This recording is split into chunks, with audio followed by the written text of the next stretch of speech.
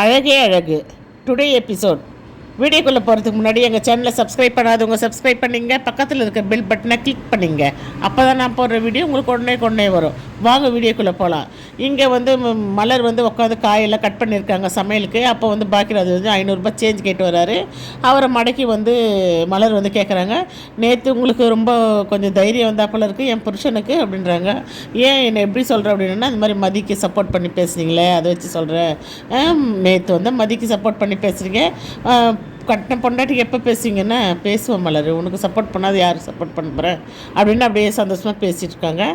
இங்கே மலர் சமையல் தேவையான காயெல்லாம் கட் பண்ணுறாங்க. கட் பண்ணிவிட்டு அவங்க மதிய ரூமை தாண்டி போகிறாங்க. அப்போ மதியம் உட்காந்துன்னு அழுந்துட்டு இருக்கிறத பார்த்துட்டு அவங்க ஓடி வராங்க. ஓடி மதி என்ன அப்படின்றாங்க.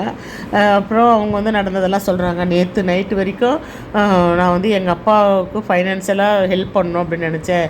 என் தங்கச்சியை ஒரு நல்லா படிக்க வைக்கணும்னு நினச்சேன். என் கனவெல்லாம் இது வீணாக போச்சு அப்படின்னு சொல்லிட்டு அழுகுறாங்க. என் கல்யாணமும் இப்படி தாங்க நடந்துச்சு, அது ஒரு நாளைக்கு நான் சொல்கிறேன் அப்படின்னு 2 பேரும் ஒருத்தருக்கு ஒருத்தர் பேசிக்கிறாங்க. நீங்கன்னா பரவாயில்ல, லவ் பண்ணி கல்யாணம் பண்ணிக்கினேன்னு சொல்கிறீங்க, எவ்வளோ பிரச்சனை வேணாலும் தாங்கலாம். ஆனால் எனக்கு பிடிக்காத ஒருத்தர், அவரை போய் நான் கல்யாணம் பண்ணிக்கிறேன், இது எப்படி முடியும், எப்படி நான் அவர் கூட சேர்ந்து வாழ போகிறேன்னு தெரியலன்னு அழுகுறாங்க.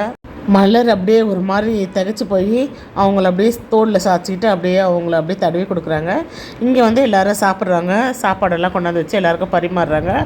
எல்லாம் சாப்பிட்னு இருக்கும்போது மதியை கூட கூப்பிடுங்க சாப்பிட்டோன்னு. வேணாம் சுரேஷ் இல்லைல்ல, சுரேஷும் அவங்களும் 2 பேரும் ஒன்றா சேர்ந்து சாப்பிட்டோம் அப்படின்னு பாக்கியராஜ் அவங்க அப்பா அம்மாவும் சொல்கிறாங்க.